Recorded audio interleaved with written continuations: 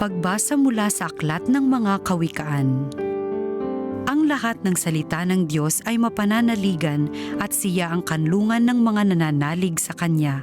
Huwag mong daragdagan ang Kanyang salita pagkat pagsasabihan kaniya na isang sinungaling. Diyos ko, may hihilingin akong 2 bagay bago ako mamatay. Huwag akong bayaang maging sinungaling. Huwag mo akong payamanin o paghirapin. Sapat na pagkain lamang ang ibigay mo sa akin. Baka kung managana ako ay masabi kong hindi na kita kailangan. Baka naman kung maghirap ako'y matuto akong magnakaw at sa gayoy malapastangan kita. Ang salita ng Diyos. Salamat sa Diyos.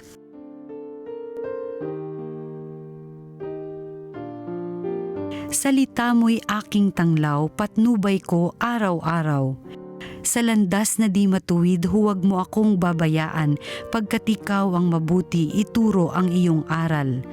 Salita mo'y aking tanglaw, patnubay ko araw-araw. Higit pa sa ginto't pilak nitong buong sanlibutan, ang mabuting idudulot ng bigay mong kautusan. Salita mo'y aking tanglaw, patnubay ko araw-araw.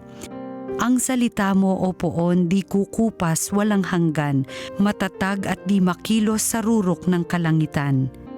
Salita mo'y aking tanglaw, patnubay ko araw-araw.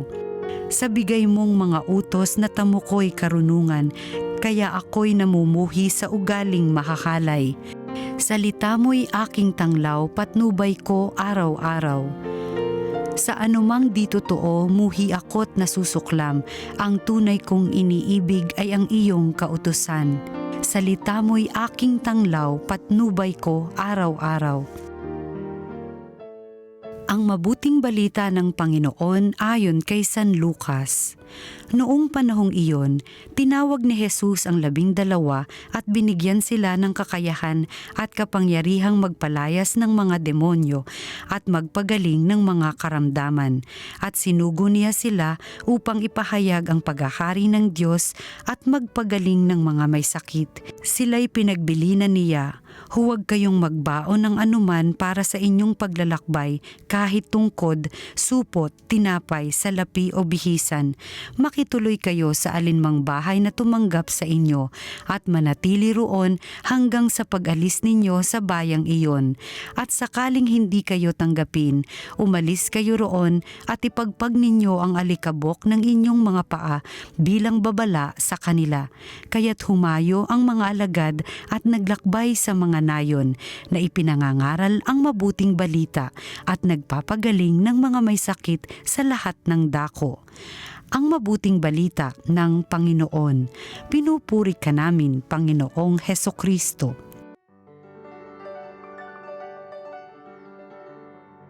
Magandang araw sa inyo mga kapatid. Muli, ngayon ay pagninilayan natin ang salita ng Diyos sa Miyerkules na ito. Sinugo ni Jesus ang 12 na kanyang tagasunod.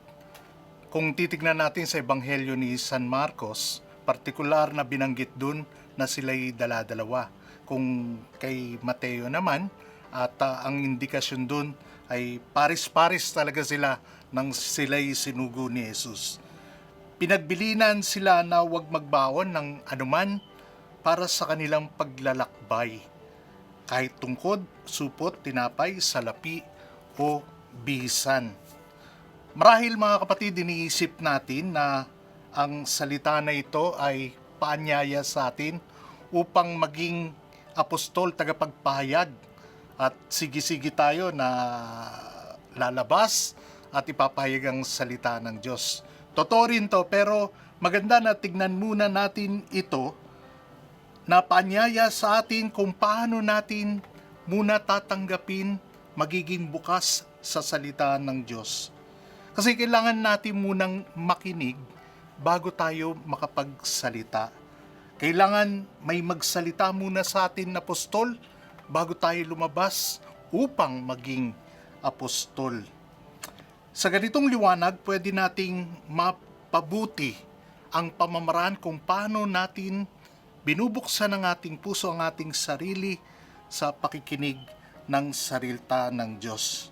Kasi kung titignan natin, sila unang-una ay dala-dalawa. Tandaan natin, ang salita ng Diyos ay palaging may aspeto ng communion o ugnayan.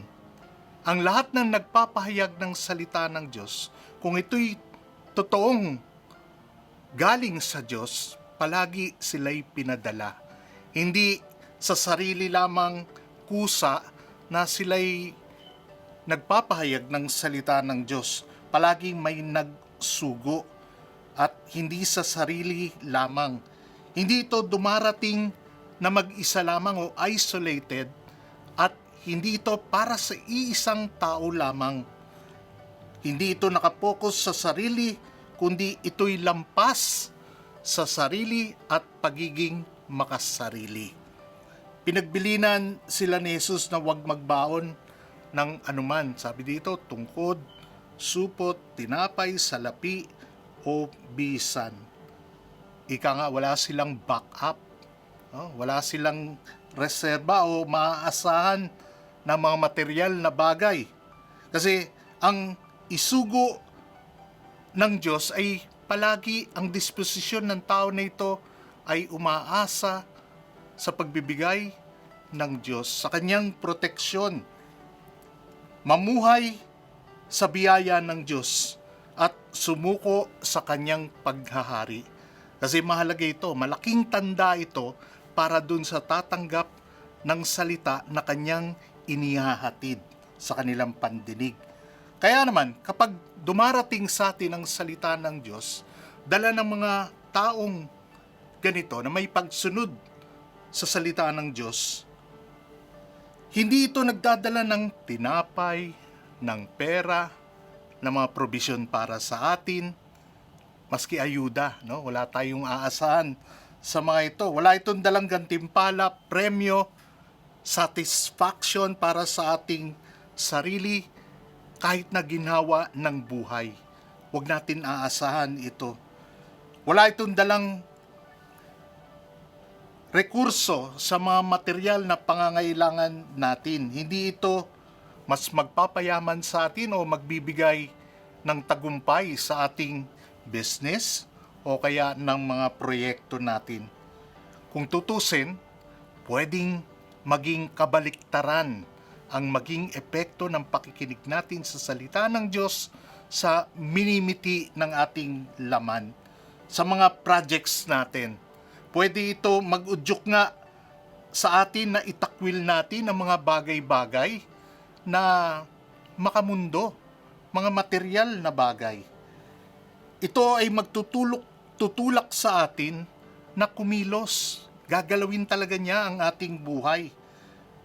Gagambalain, iistorbuhin. Hindi ito hahayaan manatili tayo sa ating mga comfort zones. Nakakatakot, di ba? Ito ang salita ng Diyos.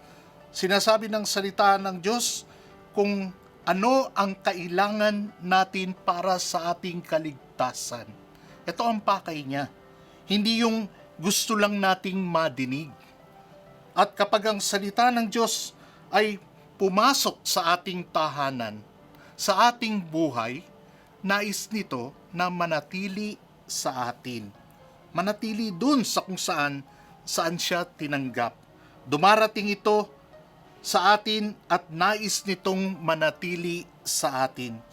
At kung hindi natin ito tatanggapin, ito'y aalis para bagang alikabok na ipapagpag din sa ating paanan. No?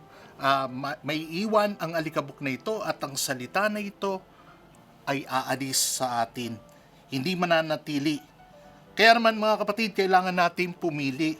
It's either tatanggapin ba natin ang salita ng Diyos o itatakwil natin ito. Ang salita ng Diyos ay hindi natin pwedeng tanggapin. Kumbaga kalakalahati lamang, may compromise, no? Meron akong gusto na parte nito pero yung iba hindi ko tatanggapin.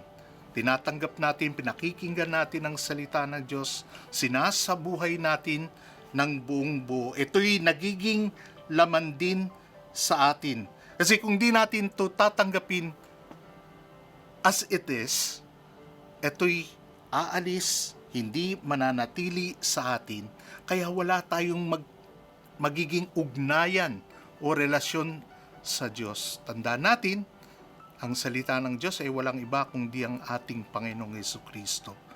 Wala tayong relasyon sa Kanya, wala tayong ugnayan sa Kanya kapag tinatakwil natin ang Kanyang mga salita.